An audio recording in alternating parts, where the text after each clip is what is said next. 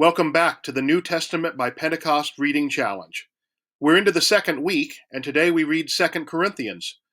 Like most scholars, Borg sees 2 Corinthians not as one coherent letter, but as a collection drawn from at least three different sets of correspondence, from the early to mid-50s, with each section having a very different tone than the other two. Borg suggests looking at chapters 1 through 7, 8 and 9, and 10 through 13 as fairly coherent sections drawing from different times of correspondence. However we divide it, seeing the different letters is important for interpretation.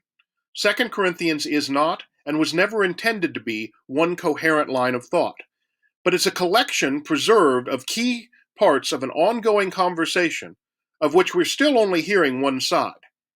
Recall that Paul founded this community around 50 AD and had written several previous letters.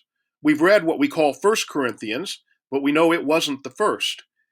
The painful visit mentioned in chapter 2 of this letter, and the subsequent letter with many tears, might be lost, or it may well be some of the material we'll read in chapters 10 through 13. 2 Corinthians is a complex letter, featuring both some of the angriest passages in the New Testament and some of the most radiant. These multiple letters to Corinth provide a window into the life of one early Christ community and Paul's passionate, affectionate, and sometimes troubled relationship with them. Like Galatians, we see that these early communities were not simple or ideal, but very human, with plenty of conflict and struggle. Notice how God's grace is not simplistic healing of all ailments, not even for Paul. Note too how the treasure of the gospel is always held. It comes to us in earthen vessels. Humanity is affirmed as a mediator of the sacred. Thus, made new in Christ, we are to live lives worthy of the gospel.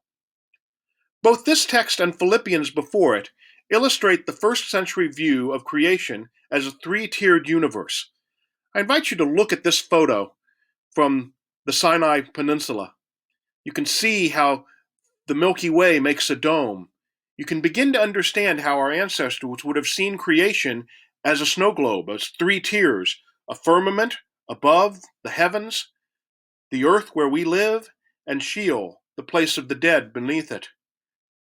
We who live in the age of Hubble Space Telescope photos may take views like this somewhat for granted.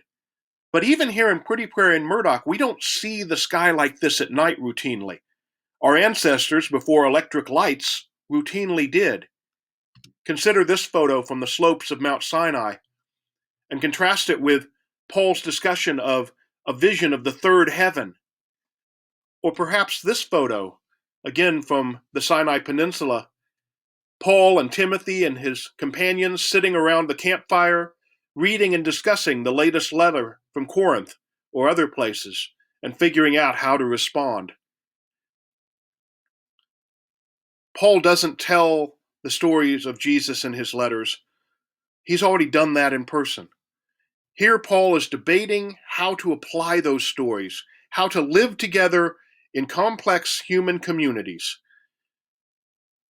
We have the same struggle. These letters can help us form our faith and draw closer to God and neighbor. Blessings on your reading.